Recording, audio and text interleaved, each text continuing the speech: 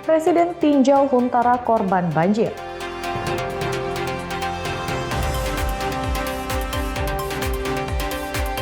Sakit hati anak tega bunuh ibu.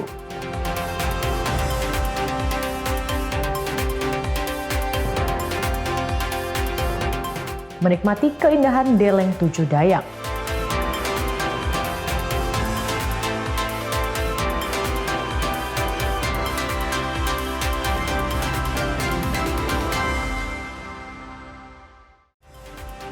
Halo, selamat pagi saudara. Kompas Pagi hari ini hadir dengan beragam informasi penting dan menarik dari Sumatera bagian utara. Selain 3 sorotan tadi, sejumlah informasi lain akan kami sajikan dalam Kompas Pagi. Bersama saya Risa Rizkyanti, inilah Kompas Pagi selengkapnya di Kompas TV, independen terpercaya.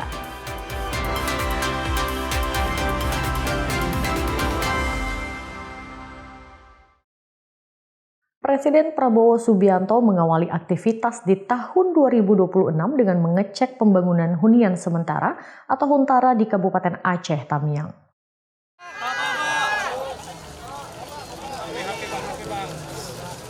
Presiden Prabowo melihat progres pembangunan 600 hunian sementara yang tengah dikebut proses pembangunannya.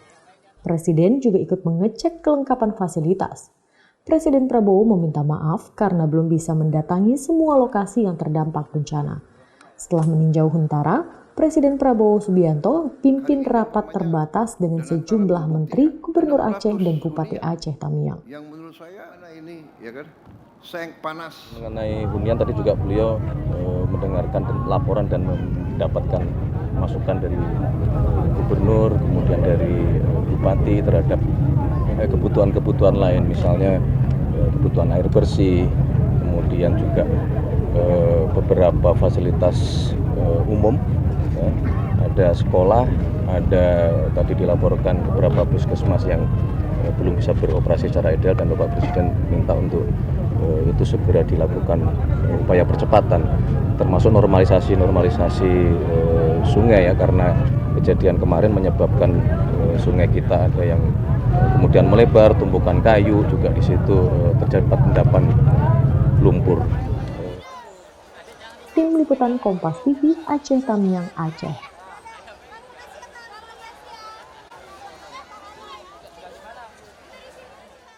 Presiden Prabowo memilih hadir ke lokasi bencana di momentum Tahun Baru. Di Aceh Tamiang, Presiden Prabowo meminta maaf karena belum bisa kunjungi semua titik lokasi bencana di Sumatera. Prabowo mengaku sering mendapat masukan dari kepala daerah yang wilayahnya belum dikunjungi. Prabowo meminta maaf belum meninjau ke semua titik bencana, namun memastikan pemulihan pasca bencana akan dikebut. Saya dapat laporan dari beberapa pihak, dari Mendagri, dari Gubernur, bahwa banyak kabupaten lain bertanya kok Presiden belum sampai. Ya. Saya minta maaf, saya belum bisa ke semua titik, tapi saya pilih atau saya disarankan hadir di tempat-tempat yang sedang ada kegiatan penting, dan walaupun semua daerah pasti mengalami kesulitan yang sangat besar. Tetapi saya sudah sampaikan ke Gubernur dan Mendagri, nanti insya Allah saya coba tetap daerah-daerah yang dampaknya besar akan saya datangi. Pemerintah kebut pembangunan hunian sementara untuk penyintas bencana di Sumatera. Jurnalis Kompas TV Emir Syahpurba dan juga Rogana Malau punya liputan khusus untuk Anda. Saya akan mengajak Anda, saudara, untuk melihat lebih dekat bagaimana hunian sementara yang disiapkan oleh pemerintah ini untuk warga korban banjir Aceh Tamiang. 600 unit hunian sementara bantuan pemerintah bagi penyintas bencana di Aceh Tamiang berderet siap dihuni. Konsep bangunan memanjang yang terbagi dalam beberapa blok. Masing-masing unit hunian berukuran 4,5 kali 4,5 meter, dilengkapi sejumlah fasilitas termasuk tempat tidur dan perabotan. Setiap unit akan ditempati satu keluarga. Hadirnya hunian sementara di Aceh Tamiang Jadi harapan baru bagi penyintas bencana bisa memiliki tempat bernaung. Pendataan dari pihak kepala dusun. Nah, sudah.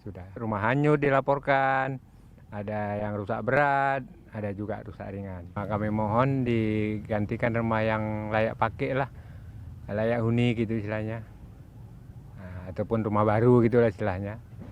Nah, itulah harapan kami gitu untuk ke depan. Huntara sudah hampir rampung dibangun. Penyintas bencana berharap bisa segera menempatinya. Hunian sementara ini menjadi hadiah di tahun baru bagi warga korban banjir Aceh Tamiang. Seperti kita tahu, mereka sudah bertahan selama berminggu-minggu lamanya di tenda-tenda pengungsian akibat banjir bandang yang melanda Aceh Tamiang. Emir Syah Purba, Roganda Malau, Kompas TV, Aceh Tamiang, Aceh.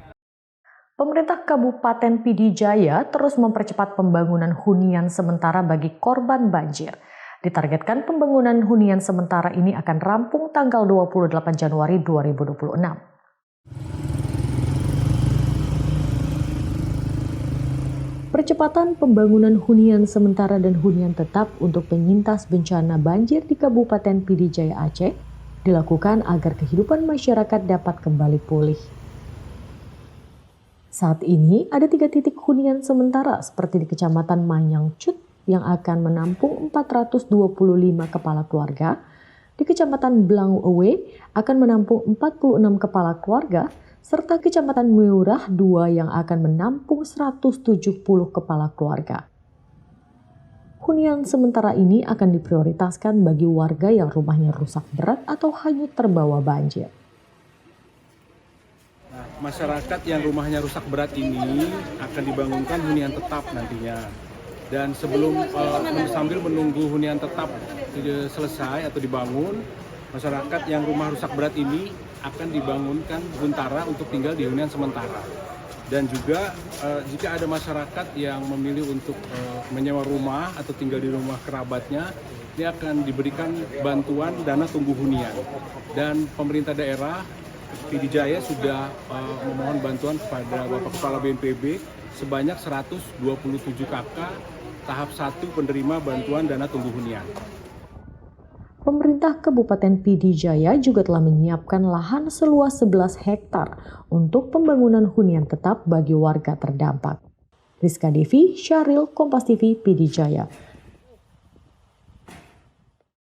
Saudara, pemerintah Provinsi Sumatera Utara saat ini tengah mencari lokasi untuk membangun hunian sementara untuk warga terdampak banjir Sumatera beberapa waktu lalu. Gubernur Sumatera Utara Bobi Nasution mengatakan pihaknya sedang melakukan survei lokasi yang ideal untuk pembangunan hunian sementara yang nantinya diharapkan dapat dijadikan sebagai lokasi hunian tetap sehingga tidak perlu memindahkan warga lagi.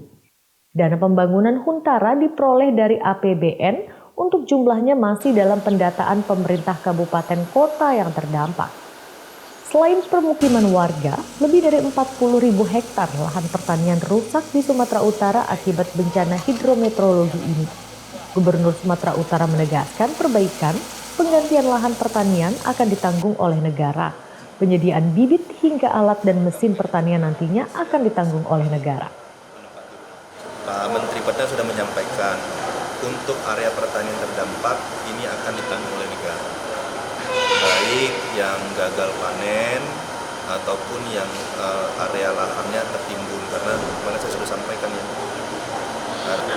Nah ini nanti pemerintah pusat, Pak Menteri menyampaikan ini akan dibuat pengelolaannya seperti cetak sawah baru, karena tadi timbunannya sudah di atas 2 meter. Akan dibuat penanganannya seperti cetak sawah baru. Cetak sawah baru itu apa saja? Pertama dari penganggarannya, pastinya dari bibitnya, habis dari alsintannya. Lokasi dan total jumlah huntara dan luas lahan pertanian masih dalam proses pendataan. Semester pertama tahun 2026 ditargetkan akan selesai. Roganda Malau, Kompas TV, Medan, Sumatera Utara. Masyarakat Desa Teupun Mane, Kabupaten Biren, Aceh, membantah tuduhan adanya upaya sabotase jembatan Baili. Menurut warga, baut jembatan yang ditemukan terlepas tersebut bukan disengaja untuk dibuka atau dicuri.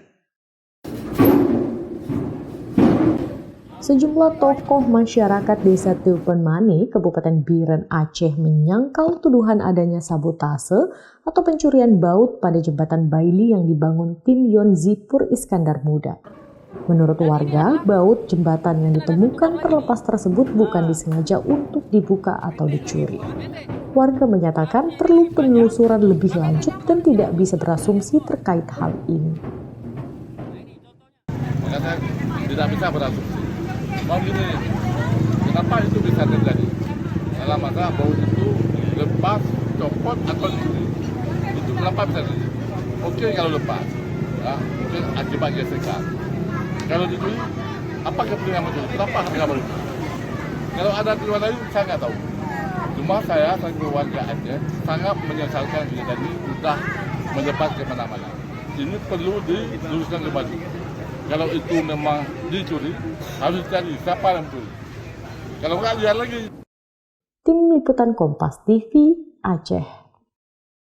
Untuk mengatasi krisis air bersih pasca banjir dan longsor di Aceh, Satuan Tugas Universitas Syekh Kuala mengerahkan tim membantu membersihkan sumur warga dari endapan lumpur serta membangun sumur bor di tempat lokasi terdampak banjir di Aceh.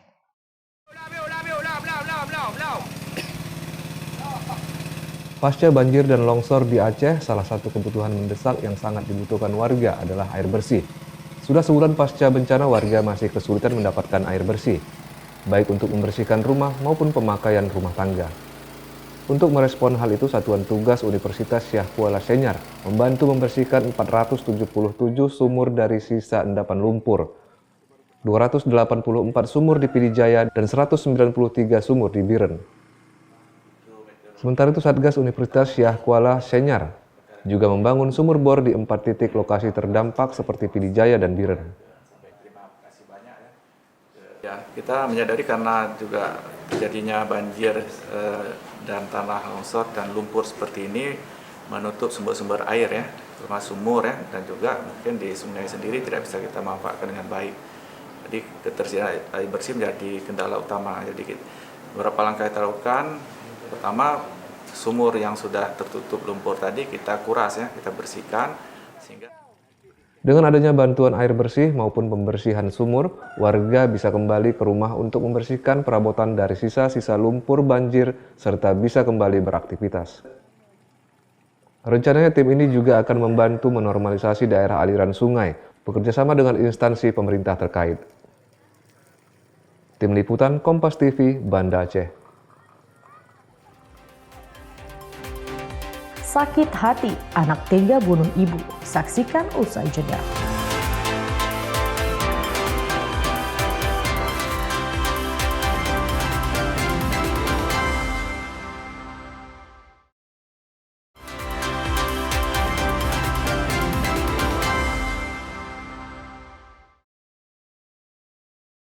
Kasus anak bunuh ibu di Medan, Sumatera Utara mendapat titik terang. Kasus ini dilatar belakangi amarah dan sakit hati karena game online pelaku anak dihapus oleh ibunya. Dalam konferensi pers yang dilakukan Kapolrestabes Medan diungkapkan pelaku anak yang masih berusia 12 tahun memendam amarah kepada ibunya akibat aksi kekerasan yang dilakukan kepada kakak dan ayahnya. Selain itu, pelaku anak sakit hati karena game online dihapus oleh korban. Juga pelaku anak juga kerap menonton tayangan yang memuat aksi kekerasan. Ada keterangan 37 saksi dan ahli yang diperiksa dalam kasus ini. Saksi warga mengatakan hubungan keluarga korban tidak harmonis dan juga jarang bersosialisasi dengan tetangga sekitar. Beberapa barang bukti diamankan, diantaranya 2 pisau dan pakaian yang digunakan saat peristiwa itu terjadi. Dari pemeriksaan psikologis yang dilakukan, tidak ditemukan adanya gangguan kejiwaan yang dialami oleh pelaku anak. Pelaku anak sendiri sudah mendapat pendampingan dari pihak terkait. Adapun pasal yang diterapkan dalam kasus ini adalah tentang kekerasan dalam rumah tangga. Pada season Kills Others menggunakan pisau. Dan menonton serial anime DC pada saat adegan pembunuhan menggunakan pisau. Kesalahpahaman antara warga desa Singkuang yang berujung kericuhan dan menyebabkan terbakarnya Mapolsek Muara Batang Gadis, Mandailing, Natal, Sumatera Utara berbuntut panjang. Kapolsek serta 3 jajarannya dicopot.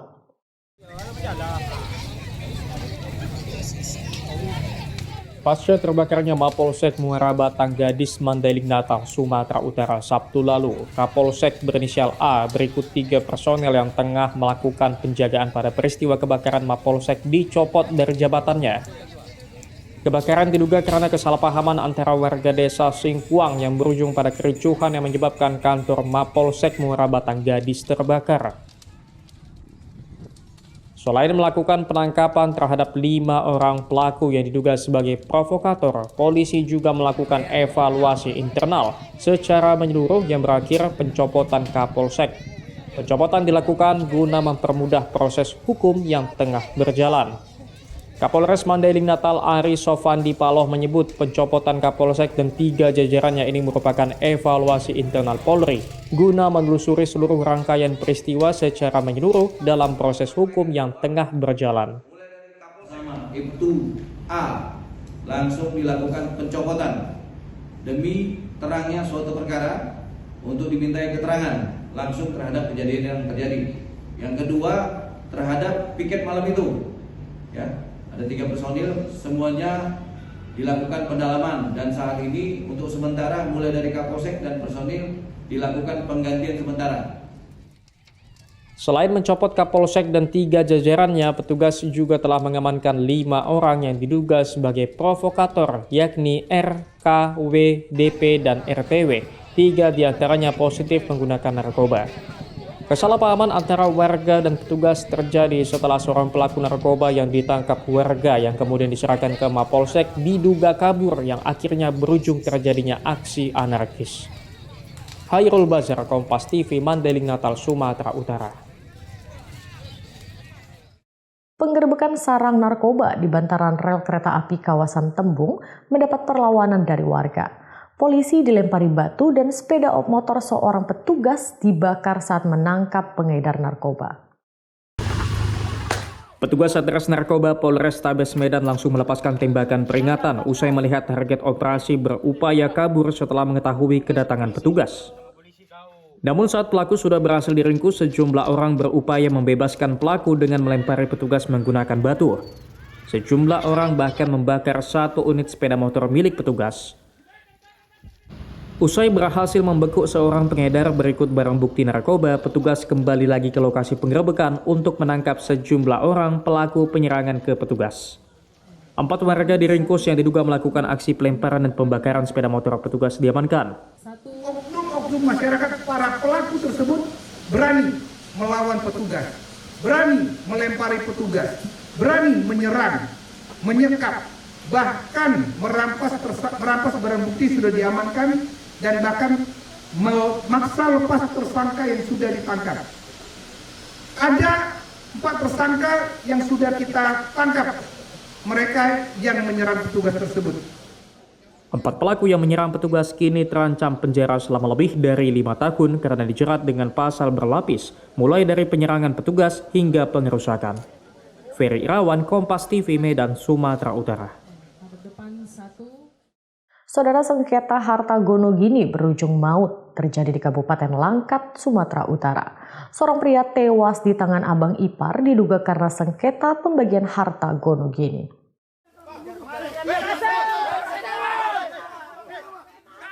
Personel Polsek Padang Tualang akhirnya bisa menenangkan massa yang hendak mengeroyok pembunuh mantan adik ipar di Desa Buluh Telang, Kabupaten Langkat, Sumatera Utara. Berdasarkan penyelidikan sementara polisi, pelaku diduga membunuh mantan adik ipar karena dipicu ketidakadilan pembagian harta Gonogini antara tersangka dengan mantan istrinya. Selain menangkap pelaku, polisi menyita senjata tajam hingga 1 unit sepeda motor sebagai barang bukti. Tersangka memang sudah 3 bulan ini sudah komplain, kemudian mengancam karena merasa waktu perpisahan atau perceraian mereka ada ketidakadilan saat pembagian harta gono gini. Sehingga tersangka AS ini mendatangi rumah dari mantan istrinya, yaitu PR, untuk membahas tentang hal itu dengan membawa sajam, yakni kampak, kemudian parang, dan juga egrek. Tim Liputan Kompas TV, Langkat, Sumatera Utara. Kementerian Kehutanan beserta Kedutaan Besar Republik Indonesia atau KBRI Bangkok berhasil memulangkan 4 individu orang utan, korban perdagangan ilegal satwa liar dari Thailand ke Indonesia. Serah terima resmi dilakukan oleh pemerintah Thailand kepada pemerintah Republik Indonesia melalui KBRI Bangkok pada 23 Desember 2025 di Bandara Internasional Suvarnabhumi, Bangkok. Keempat individu orangutan tersebut merupakan korban perdagangan ilegal satwa liar yang berhasil digagalkan oleh pihak berwenang di Thailand pada bulan Januari dan bulan Mei 2025. Pada saat penyitaan, umur keempatnya diperkirakan masih kurang lebih 1 bulan. Selanjutnya, orangutan tersebut ditetapkan oleh Department of National Park, Wildlife and Plant Conservation, Thailand sebagai barang bukti penyelundupan satwa liar. Berdasarkan identifikasi fisik dan tes DNA, 4 orangutan tersebut terdiri atas 3 orangutan Sumatera, 2 jantan dan 1 betina, serta 1 orangutan dari Tapanuli yang berkelamin betina.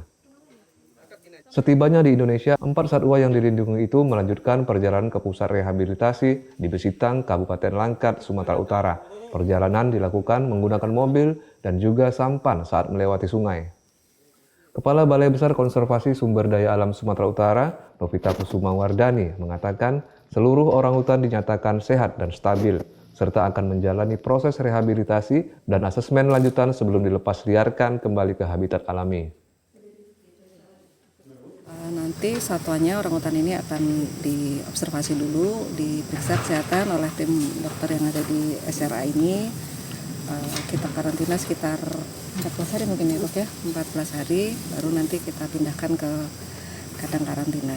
Dan dia akan memulai proses rehabilitasi sampai asesmen lagi, baru kemudian nanti ke kandang sosialisasi di mana dia bisa bersosialisasi dengan yang lain. Tapi juga di sela-sela itu tetap ada program sekolah hutan, forest school dan lain-lain untuk mengasah lagi insting yang di alam liar.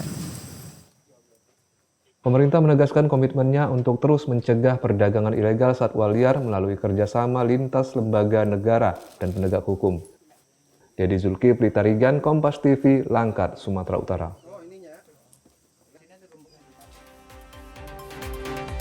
Menikmati keindahan Deleng Tujuh Dayak, saksikan usai jeda berikut.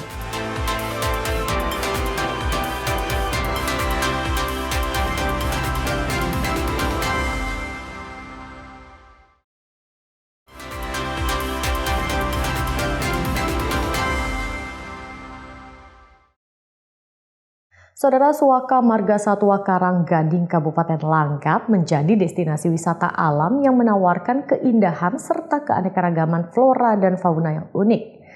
Ekosistem mangrove yang tumbuh dan subur menjadi habitat berbagai satwa endemik, menjadi daya tarik bagi para wisatawan.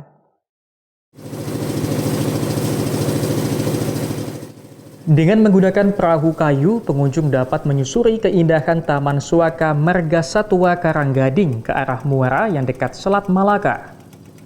Selama di perjalanan, pengunjung dimanjakan dengan pemandangan beragam jenis tumbuhan mangrove serta dapat melihat beberapa jenis bangau yang terbang bebas. Pengunjung juga diajak ke sebuah pulau kecil yang ditumbuhi tanaman mangrove. Di sini, setiap pengunjung diberi bibit mangrove untuk ditanam sebagai bentuk kontribusi nyata terhadap kelestarian alam. Suaka Marga Satwa Karanggading merupakan satu-satunya hutan mangrove di pesisir Sumatera Utara yang masih ada saat ini. Hutan mangrove ini menjadi salah satu wilayah konservasi yang dikelola oleh Balai Besar Konservasi Sumber Daya Alam Sumatera Utara. Karanggading karena memang SM Karanggading Langkat Timur ini satu-satunya kawasan konservasi mangrove di sepanjang pesisir pantai timur Sumatera. Ini yang satu-satunya. Nah, kemudian dia memiliki satwa-satwa endemik yang memang hanya ada di Sumatera Utara. Misalnya seperti tuntong laut, kemudian juga ada lutung tadi kita lihat, kemudian juga ada bangau tuntong, bangau bluok. Nah, itu tadi ada yang di posisi yang di kelelawar tadi. Nah, itu ada bangau bluok nampak satu. Nah, itu memang yang menjadi potensi. Kemudian juga Sementara itu, salah seorang pengunjung asal Medan mengaku sangat kagum dengan kondisi hutan mangrove yang masih terjaga. Bisa dibilang cukup baik ya, kalau dari segi akses dan untuk potensi wisatanya juga sepertinya ke depan bakal bagus karena banyak spot-spot yang memang cukup unik yang memang nggak didapatin juga di tempat lain. Seperti tadi kawasan mangrove-nya juga dalam proses, ada yang sebagian udah ada sekian, ada juga yang memang dalam proses penanaman dan perawatannya juga menurut pengelola tadi juga terus dikembangkan, terus dimaksimalkan ya. Jadi ke depan mungkin untuk jadi tempat wisata berpotensi lah. Mengunjungi Suaka Marga Satwa Karanggading dipastikan akan memberikan pengalaman wisata yang menyenangkan dan akan meninggalkan kesan mendalam akan pentingnya menjaga dan merawat alam. Dedi Zulkifli Terigan, Kompas TV, Langkat, Sumatera Utara.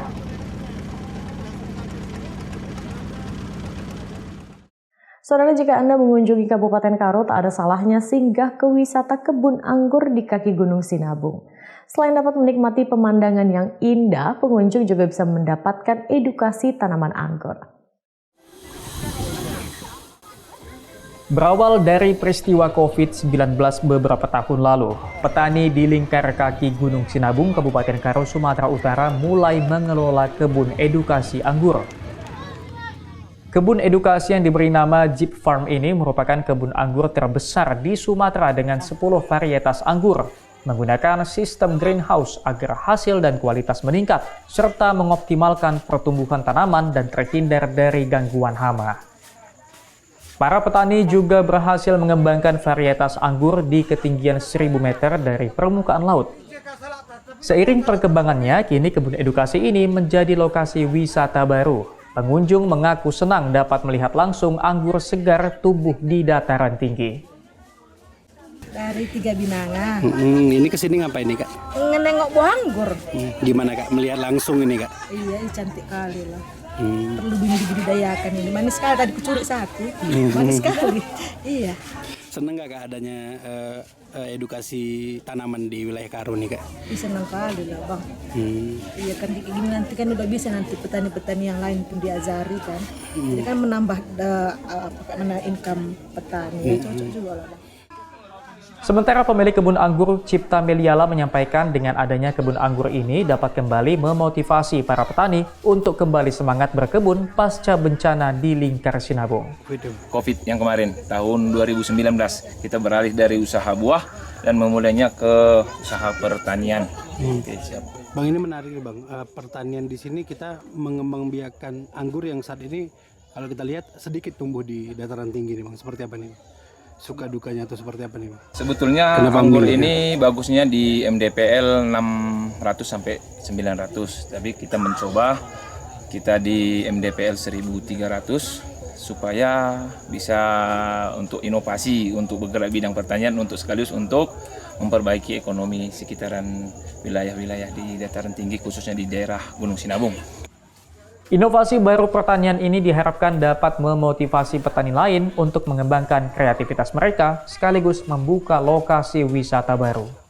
Hendri Setiawan, Kompas TV, Karo, Sumatera Utara. Masih dari Kabupaten Karo, Saudara. Bagi Anda penggemar kegiatan alam bebas, Deleng Tujuh Dayang mungkin bisa menjadi pilihan. Terletak di Kecamatan Laubeleng, Kabupaten Karo, destinasi ini menjadi favorit karena menjanjikan pemandangan yang memukau dari ketinggian. Hamparan padang sabana luas bak permadani hijau akan menyambut Anda setibanya di atas perbukitan Deleng Tujuh Dayang. Rasa lelah setelah berjalan mendaki sekitar 2 jam dengan medan yang cukup curam akan terbayar dengan indahnya pemandangan saat berada di puncak Deleng Tujuh Dayang. Tak heran sejumlah pendaki menyebut lokasi ini dengan New Zealand-nya Kabupaten Karo. Jika Anda beruntung dan cuaca tidak berkabut, panorama sunset dari puncak Deleng 7 Dayang akan sulit untuk dilupakan. Lokasi ini semakin digandrungi oleh pendaki karena tak jarang dokumentasi keindahannya viral di media sosial. Dari beberapa sosial media ya seperti Instagram, TikTok, ada beberapa video yang bagus di Deleng ini. Jadi itulah yang menuntut kami ke sini kan. Kami datang ke sini ya seperti inilah sesuai ekspektasi. Ada sabananya, kita bisa memandang dari sini sawah-sawan dan cuacanya juga nggak terlalu ekstrim sih. Enak, pokoknya enak lah. Datanglah ke sini. Nah, untuk Anda yang ingin melepas lelah dari hiruk-pikuk perkotaan, tak ada salahnya untuk mengunjungi Deleng 7 Dayang. Dedi Zulkifli Terigan, Kompas TV, Karo, Sumatera Utara.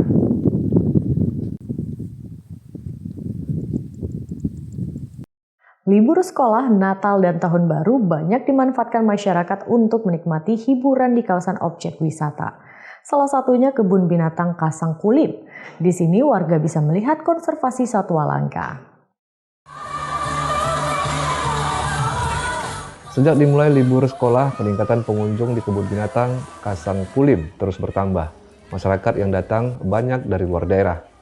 Karena mereka ingin melihat satwa langka seperti buaya muara, kuda nil, hingga gajah Sumatera. Di tempat ini juga banyak wahana permainan seperti flying fox, lokasi swafoto hingga permainan anak. Untuk tiket masuk ke kawasan wisata ini juga sangat terjangkau. Rp30.000 untuk kategori dewasa dan Rp20.000 untuk kategori anak-anak. Pengelola Kebun Binatang Kasangkulim mengatakan peningkatan pengunjung sudah terjadi sejak tanggal 18 Desember 2025 lalu atau sejak awal liburan anak sekolah, dengan persentase peningkatan sekitar 30%. Peningkatan pengunjung untuk saat ini udah ada peningkatan dari tanggal 18 Desember kemarin, itu terhitung dari liburan anak sekolah, kalau dari weekday hari biasa. Pihak Kebun Binatang Kasangkulim juga mengaku akan menggelar berbagai kegiatan kesenian sebagai upaya menarik kedatangan pengunjung. Diharapkan dengan berbagai kegiatan yang dilakukan, nantinya bisa memberikan dampak positif terhadap wisatawan, terutama anak-anak yang menikmati masa liburan sekolah. Sawino Ardi, Kompas TV, Kampar, Riau. Mie sop tumpah diburu warga, saksikan usai jeda berikut.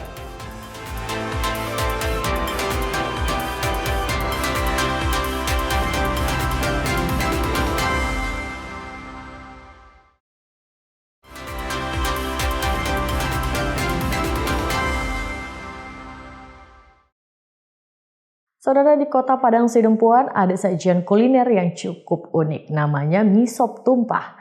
Memiliki rasa gurih dengan porsi yang jumbo, kuliner ini selalu diburu warga.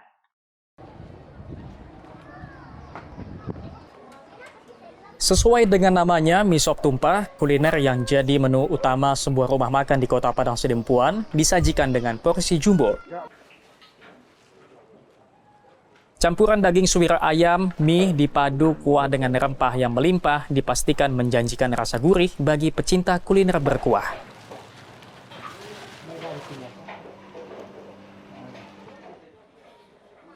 Selain menunya, suasana rumah makan yang asri dan dekat dengan persawahan menjadikan lokasi ini selalu diburu warga yang ingin menghabiskan waktu bersama teman atau keluarga.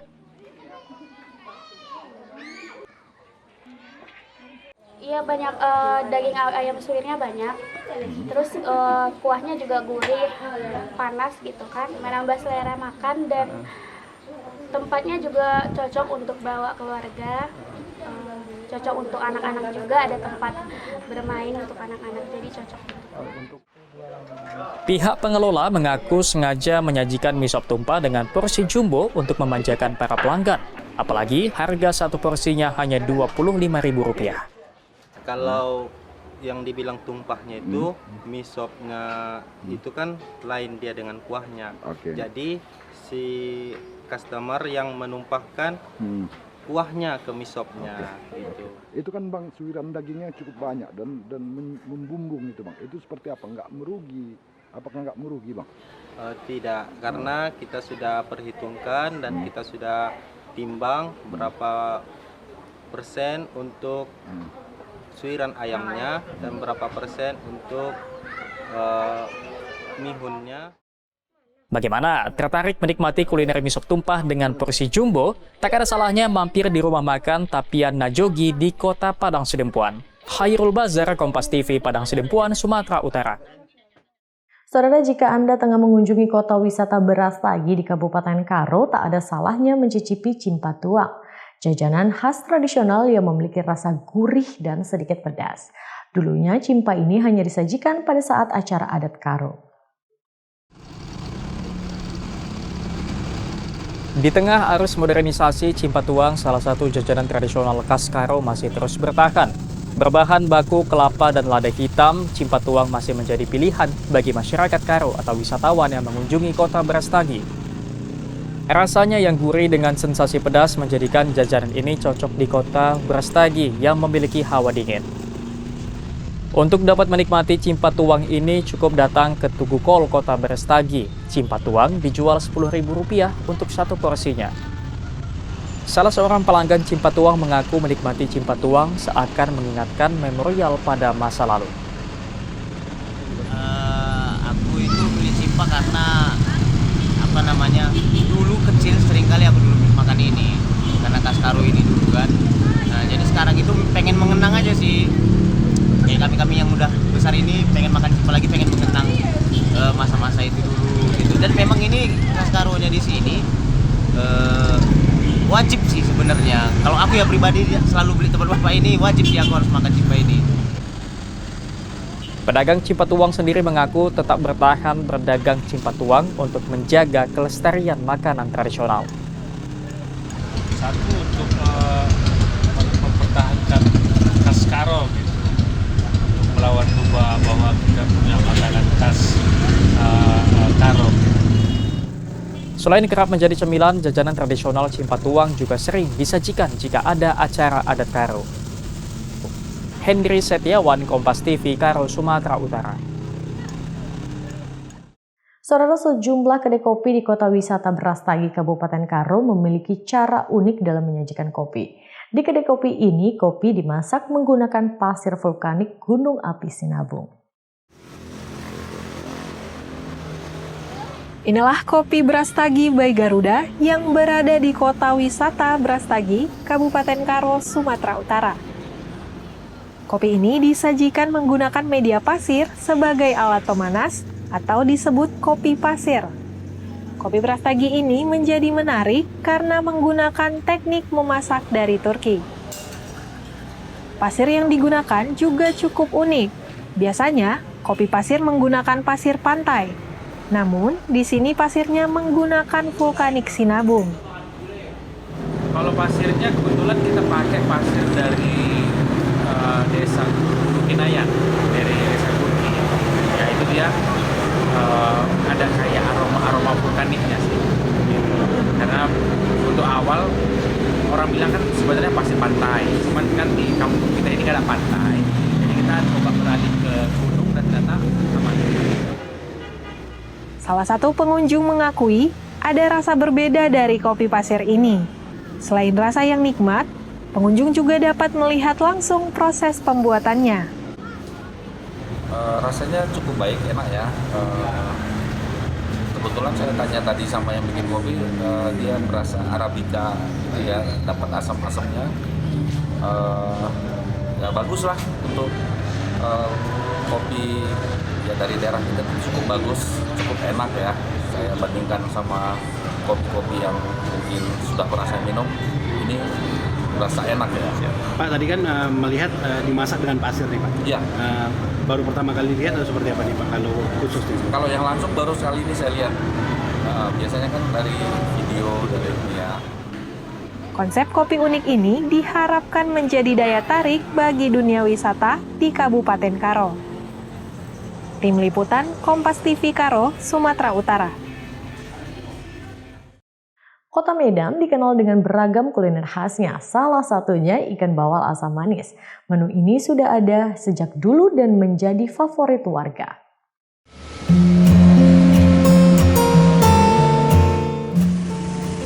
Meski terlihat sederhana, warung ikan bawal asam manis di Jalan Martapura, Kota Medan tidak pernah sepi dari pengunjung.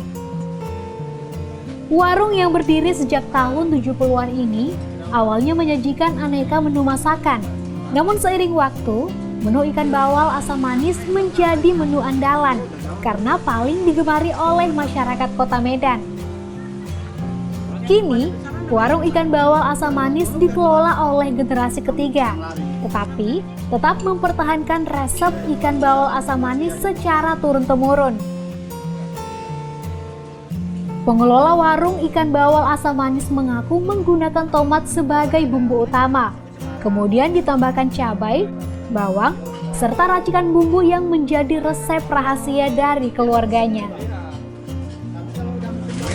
Ini sejak tahun 1970 dari mulai kakek terus turun ke orang tua saya dan ke saya sudah generasi ketiga. Itu bahan bakunya sih kita bahan utamanya kita pakai tomat itu ya dicampur dengan cabai gitu, garam dan gula gitu. Biasanya Bang yang makan di sini dari mana aja sini kita nih datang ke cerita. Kalau untuk pelanggan di sini sih kebanyakan orang-orang kantoran ya, ada orang kantoran ya. Jadi dari keluarga, kalau untuk hari libur tuh keluarga gitu. Salah satu pelanggan warung ikan bawal asam manis mengaku, sensasi rasa segar dari kuah ikan bawal asam manis di warung ini tidak dapat ditemukan di lokasi lain.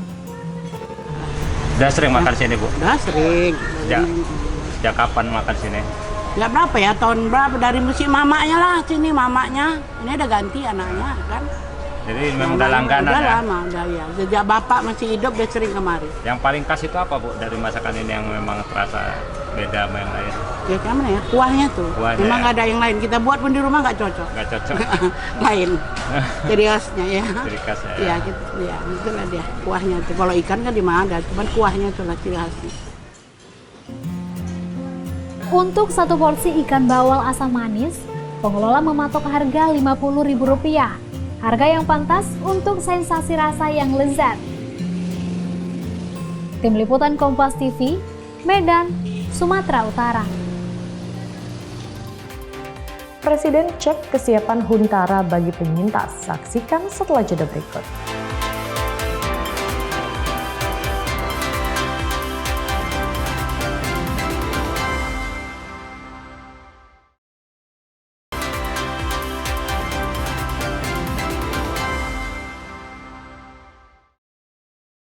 Presiden Prabowo Subianto mengawali aktivitas di tahun 2026 dengan mengecek pembangunan hunian sementara atau Huntara di Kabupaten Aceh Tamiang.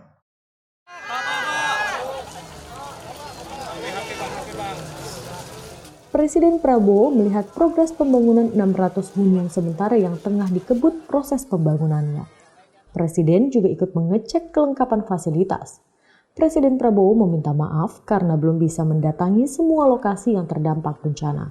Setelah meninjau Huntara, Presiden Prabowo Subianto pimpin rapat terbatas dengan sejumlah menteri, gubernur Aceh dan Bupati Aceh Tamiang. Yang menurut saya ini ya kan, seng panas. Mengenai hunian tadi juga beliau mendengarkan laporan dan mendapatkan masukan dari gubernur, kemudian dari bupati terhadap kebutuhan-kebutuhan lain, misalnya kebutuhan air bersih, kemudian juga beberapa fasilitas umum, ya. Ada sekolah, ada tadi dilaporkan beberapa puskesmas yang belum bisa beroperasi secara ideal dan Bapak Presiden minta untuk itu segera dilakukan upaya percepatan, termasuk normalisasi sungai ya, karena kejadian kemarin menyebabkan sungai kita ada yang kemudian melebar, tumpukan kayu juga di situ terjadi endapan lumpur. Tim Liputan Kompas TV Aceh Tamiang, Aceh.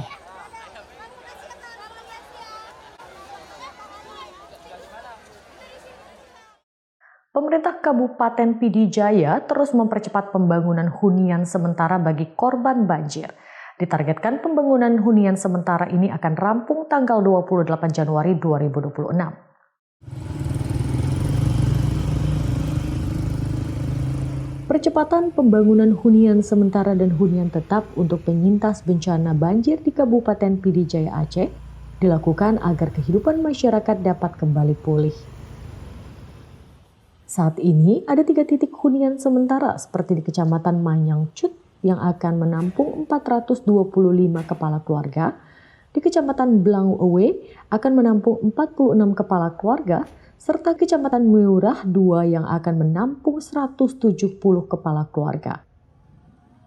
Hunian sementara ini akan diprioritaskan bagi warga yang rumahnya rusak berat atau hanyut terbawa banjir. Masyarakat yang rumahnya rusak berat ini akan dibangunkan hunian tetap nantinya. Dan sambil menunggu hunian tetap selesai atau dibangun, masyarakat yang rumah rusak berat ini akan dibangunkan sementara untuk tinggal di hunian sementara. Dan juga jika ada masyarakat yang memilih untuk menyewa rumah atau tinggal di rumah kerabatnya, dia akan diberikan bantuan dana tunggu hunian. Dan pemerintah daerah Pidi Jaya sudah memohon bantuan kepada Bapak Kepala BNPB sebanyak 127 KK tahap 1 penerima bantuan dana tunggu hunian. Pemerintah Kabupaten Pidi Jaya juga telah menyiapkan lahan seluas 11 hektar untuk pembangunan hunian tetap bagi warga terdampak. Rizka Devi, Syahril, Kompas TV, Pidi Jaya. Kasus anak bunuh ibu di Medan, Sumatera Utara mendapat titik terang. Kasus ini dilatar belakangi amarah dan sakit hati karena game online pelaku anak dihapus oleh ibunya. Dalam konferensi pers yang dilakukan Kapolrestabes Medan diungkapkan pelaku anak yang masih berusia 12 tahun memendam amarah kepada ibunya akibat aksi kekerasan yang dilakukan kepada kakak dan ayahnya. Selain itu, pelaku anak sakit hati karena game online dihapus oleh korban. Juga pelaku anak juga kerap menonton tayangan yang memuat aksi kekerasan. Ada keterangan 37 saksi dan ahli yang diperiksa dalam kasus ini. Saksi warga mengatakan hubungan keluarga korban tidak harmonis dan juga jarang bersosialisasi dengan tetangga sekitar. Beberapa barang bukti diamankan, diantaranya 2 pisau dan pakaian yang digunakan saat peristiwa itu terjadi. Dari pemeriksaan psikologis yang dilakukan, tidak ditemukan adanya gangguan kejiwaan yang dialami oleh pelaku anak. Pelaku anak sendiri sudah mendapat pendampingan dari pihak terkait. Adapun pasal yang diterapkan dalam kasus ini adalah tentang kekerasan dalam rumah tangga. Pada season Kills Others menggunakan pisau. Dan menonton serial anime DC pada saat adegan pembunuhan menggunakan pisau. Saudara, sengketa harta Gonogini berujung maut terjadi di Kabupaten Langkat, Sumatera Utara. Seorang pria tewas di tangan abang ipar diduga karena sengketa pembagian harta Gonogini.